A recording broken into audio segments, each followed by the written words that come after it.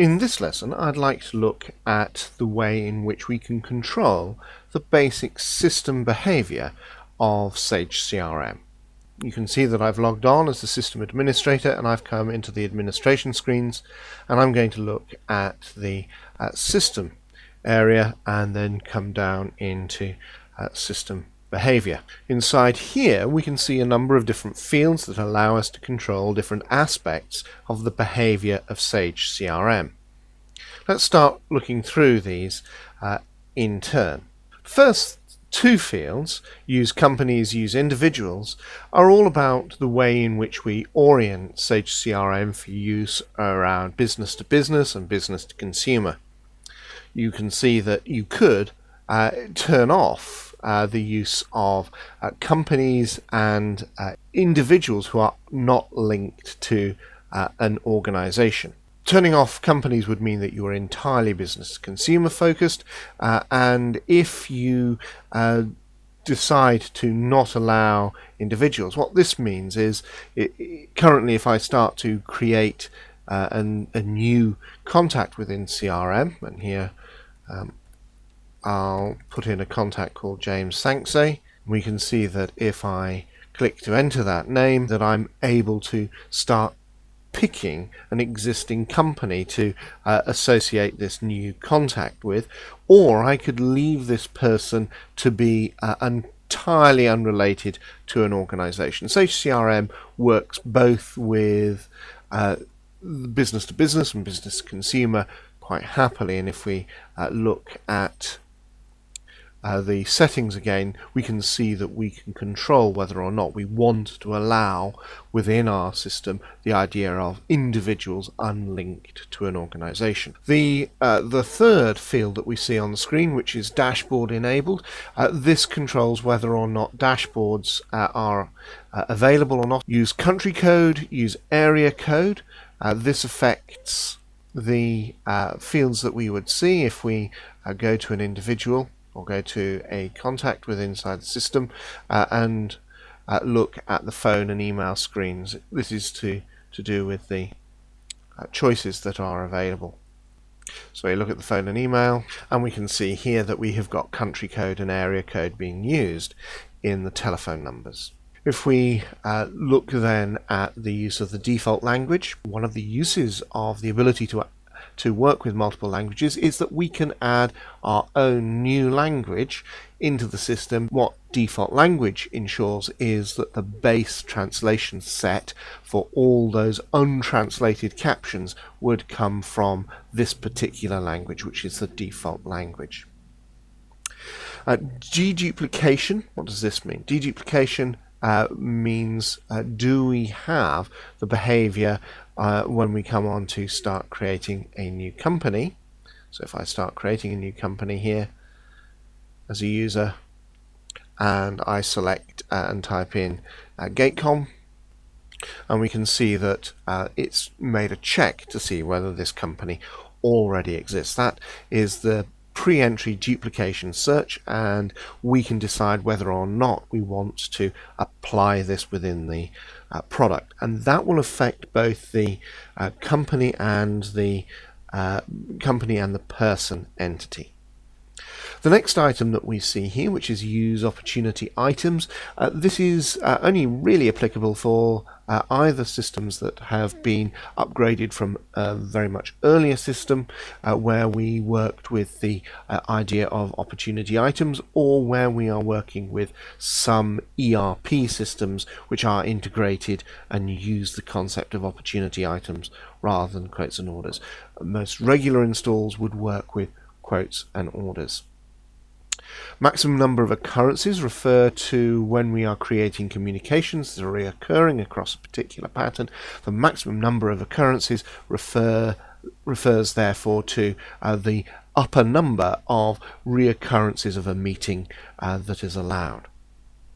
The home page URL, this is useful if you want to be able to add in a fixed reference to a particular URL in the main menu. If you do this, it is a button that will appear with a fixed icon and a fixed URL on the main menu area. So if I put in the URL that I want and save this, you'll see that has an effect of adding in an additional menu into the main menu. It will always appear there. This is fixed, and if you want to be able to have a different menu item, then you would use an option that we'll look at in another lesson, which is the idea of system menus and controlling system menus. But the homepage URL is a very useful one for perhaps adding in a fast link to a corporate intranet. Now there are other fields that we see here: the CTI plugin class ID, CTI cab version, and the external dial prefix, default country code, area code, and the internal number length. These are all items associated with computer telephony integration, and I will cover that in another lesson. The server time zone, you need to make sure that this matches exactly the time zone that the web server is on. So this must match the time zone for the server, and if you do make a change, then you will need to carry out an IIS reset to force the load of the new time zone. And it's important to get this right because of daylight saving information. Now when we look at these other three fields, which are the communication refresh interval, opportunity refresh interval, and case refresh interval, this refers to the behavior of the tabs showing opportunities, cases, and the communications. If you move it off to a setting other than 0, what 0 means is that no behavior is demonstrated. It's not going to be polling. But if you have it set to, say, 3, then every 3 seconds CRM would refresh these screens, seeing if there are any new opportunities or cases or communications for this user. As it is, if you have it on 0, the check for new information will be made when you recall that particular list. If we go and look now at the fields after that, which is show pipeline for opportunities and people, we can see that currently the opportunities are set by the user to say, I want to show pipelines in my preferences, and we can see that as a sales user, Susan May, I'm able to see my opportunities as a pipeline. But it is possible for the system administrator to allow pipelines to be used in the context not just of the overall user or of the team, but down at the level of the company as well.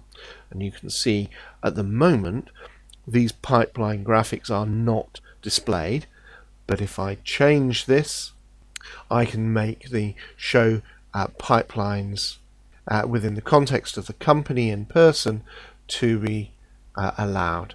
And so I save these details, and this will have an immediate effect. Then pull up my opportunities again. You can see that the pipeline has been generated. If I switch back into the administration screens, we can now start to look at other areas, whether we want to have company notes. These are this is the information that we would see within the Notes tab, whether the information, any notes that are associated with a person, are rolled up into the context of the company as well, and whether they should be kept entirely separate.